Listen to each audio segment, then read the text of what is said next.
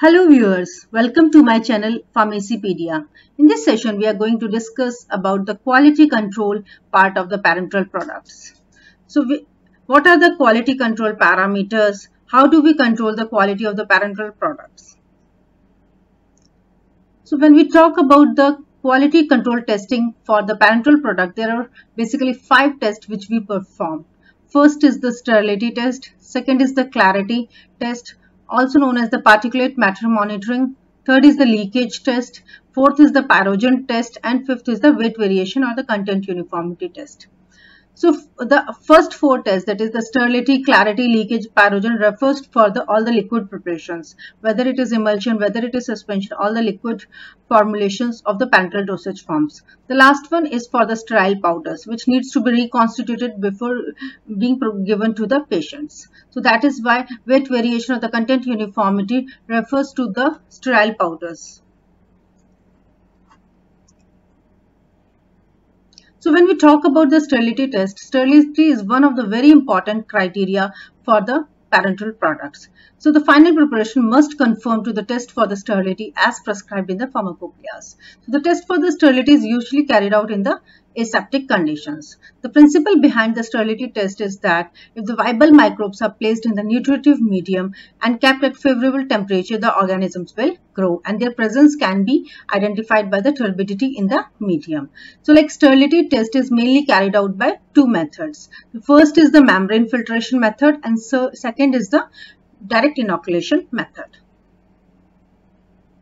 So this is the basic difference between the membrane filtration and the direct inoculation method. If we see the definition, membrane filtration simply says that it is a test in which the test sample is passed through a sterilized membrane. So you can see, as the name suggests, membrane filtration, you have the sterile membrane whereby your product is being filtered out, and once the activity is done, the membrane is taken out and then it is inoculated into the media to check for the growth of the microorganisms. Whereby the direct inoculation, as the name suggests, the sample is directly inoculated into the media, and after a time span of 14 days, we observe for the growth of the microorganisms. Then second is on the basis of the use of membrane filter unit. So for conducting the membrane filtration test, we need to have this membranes, but we don't require any membrane for carrying out the direct inoculation method. Third is the direct inoculation method. So in the membrane filtration, we keep the filtrate, we keep the membrane for the we check the membrane if any sort of the microorganisms are retained on the membrane. But in the case of direct inoculation method, the samples are directly inoculated into the media. Then passing through the membrane filter, which is 0.5 micrometer filtrate. So like for the membrane filtration, we do require this membrane filter, but for the direct inoculation method, we don't need any membrane filter.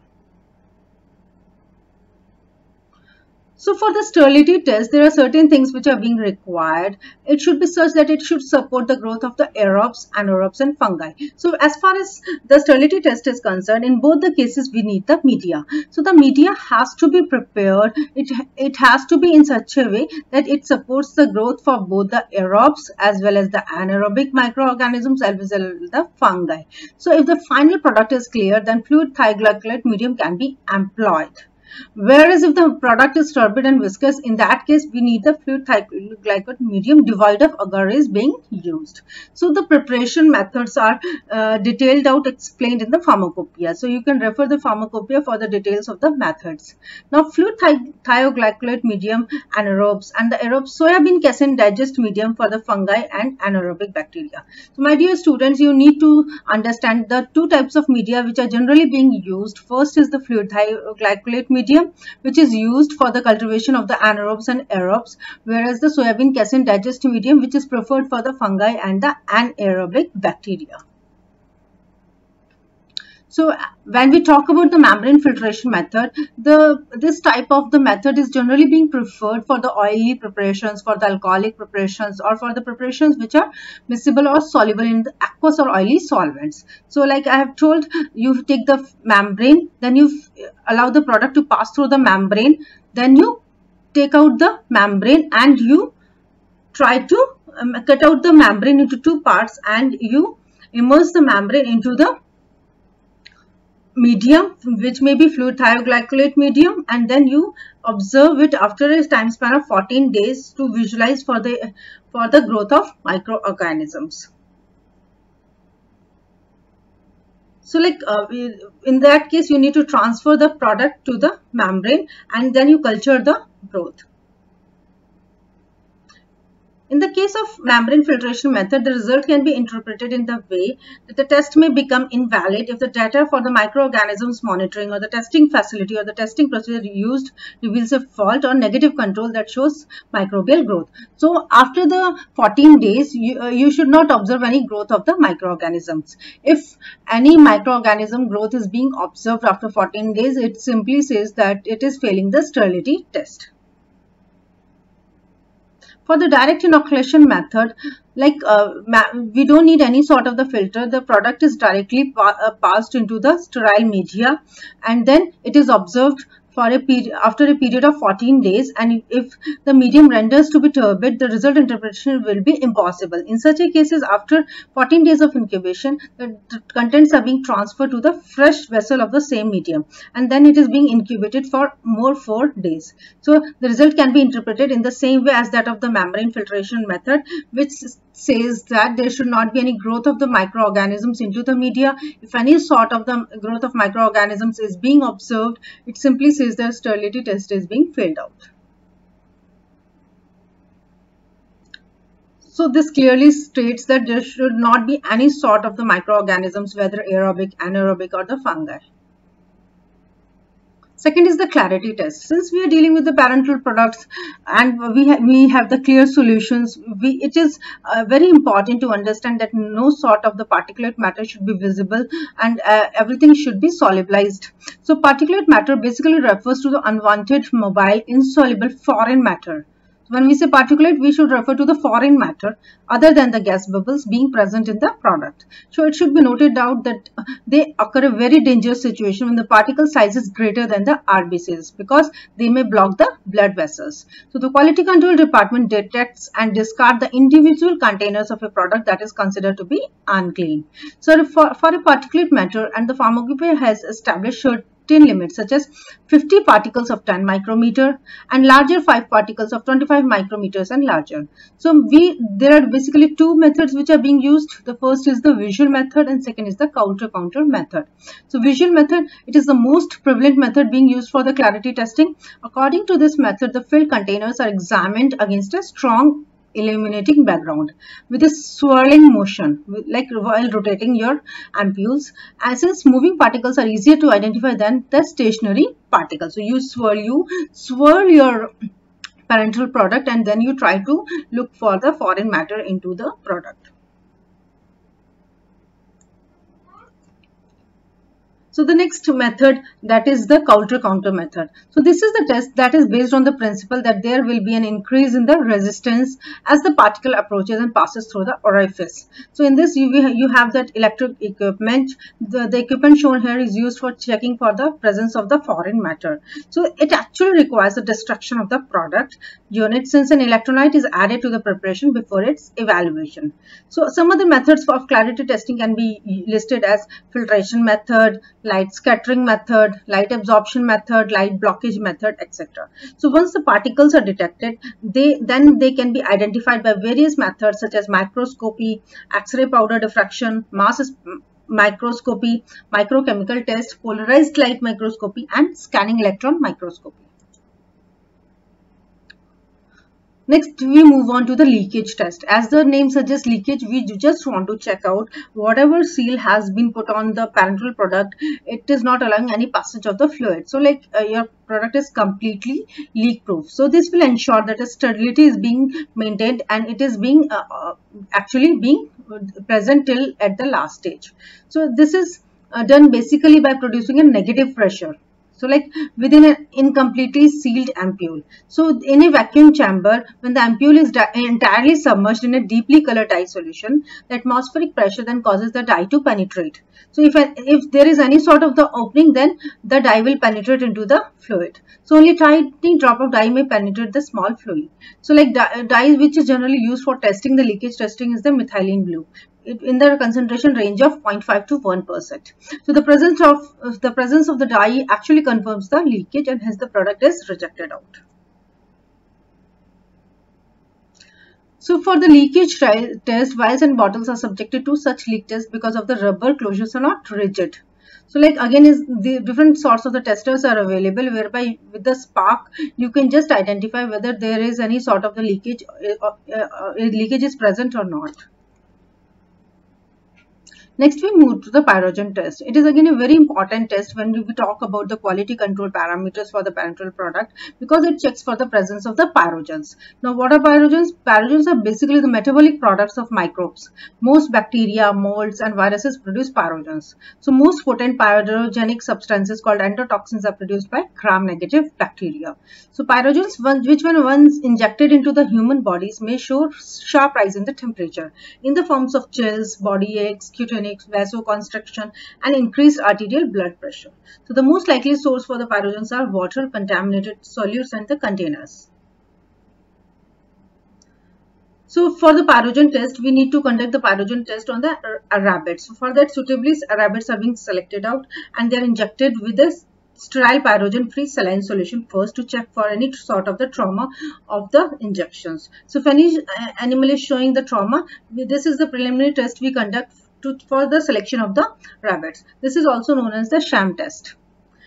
So like when we conduct the test, we basically have a group of 3 rabbits. So we prepare and inject the product into the rabbits through the ear vein. So the injected volume is about the 10 ml per kilogram weight of the animal, and it is being transferred for a period of 10 minutes duration. So after 30 minutes, we record the temperatures. And we record the temperatures after every 3 hours. So if we notice any sort of the rise in the temperature, it simply indicates that presence of the pyrogens. So like initially it is being carried out for 3 rabbits, and if necessary, further groups of 3 rabbits to a total group of 4 rabbits, depending on the results being obtained. So like if you observe the rise in the temperature, it simply says the presence of the pyrogens, which is not acceptable for the parenteral product. So in the second stage, if not more than 3 of the 8 rabbits show individual response of 0.6 or more, and if the sum of the response of 8 rabbits does not exceed 3.7 degrees Celsius, the preparation passes the test. So it simply says that out of the total 8 rabbits, since maximum 4 groups are being allowed, out of the 8 rabbits, 3 should respond. 3 may be allowed to be respond for 0.6 or more, but total sum of all the rabbits should not exceed 3.7 degrees Celsius. So then only the preparation is allowed to be tested, passing for the pyrogen test. The second convenient method for the detection of pyrogen is the LAL test. LAL test, also referred to as the Limulus amoebocyte lysate test. So it is recently adopted method. It is much faster and in vitro developed method. So it is more sensitive to the as compared to the rabbit method. Moreover, it is a semi-quantitative technique. So the principle behind it says that the endotoxins of the gram-negative bacteria forms a firm gel within 60 minutes in the presence of lysate of amoebocyte of Limulus polyphemus, which is also known as horseshoe crab, when incubated at 37 degrees Celsius. So we can see that if any sort of endotoxins being produced by the gram-negative bacteria, it will form a gel in the presence of this Limulus polyphemus, horseshoe crab, which when incubated at 37 degrees Celsius. So this is the test which is only effective with gram-negative bacteria, which constitute the majority and the most potent form of the pyrogens. So this test is also referred to as the bacterial endotoxin test. So it provides standardization for the test, and the USP has established a reference endotoxins against which lots of lysates are being standardized. The second is the particulate evaluation. So particulate foreign matter in the presence in the form of the lint, rubber, insoluble chemicals or other foreign matters can produce emboli in the vital organs. So USP has specified that the good manufacturing practices required for each final container of an injection should be injected individually to visualize for a visual inspection, and that the containers in which the visual particles are being seen should be discarded. So it clearly says that no sort of the foreign particle contamination is being should be actually be present in the parenteral formulation. So like every formulation should be free from the particulate contamination. If any sort of the particulate contamination is observed within, then specific numbers of them are being specified by the pharmacopoeia. The last is the weight variation of the content uniformity test. As I have mentioned, the rest of the parameters, rest of the tests are for the liquid formulations, but this test is for the sterile solids, which are used for the parenteral preparation. For example, the sterile powders, which needs to be reconstituted just before being provided to the patients. So the weight of 10 individual sterile units is noted down and the content is removed from them.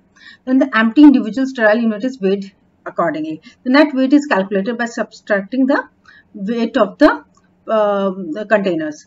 So the content of the active ingredient in each sterile unit is calculated by performing the assay according to the individual monographs. So the content in 10 sterile unit is calculated by performing the assay.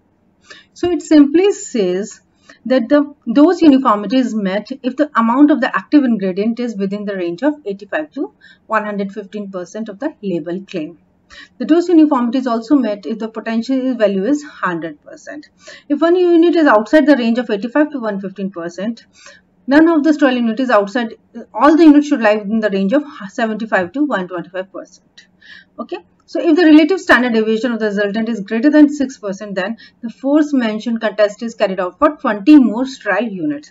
So it simply says that in case all the assay should be lying within the range of 85 to 115%.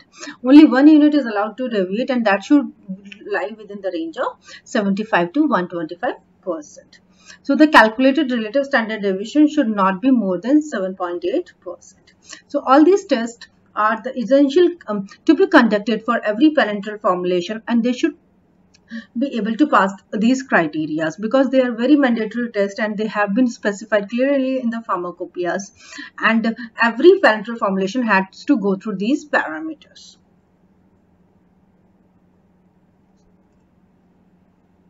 Thank you so much for watching my video. Please do like, share and subscribe to my channel Pharmacypedia for getting further updates. In case of any doubt or query, please provide your views in the comment box. Thank you so much.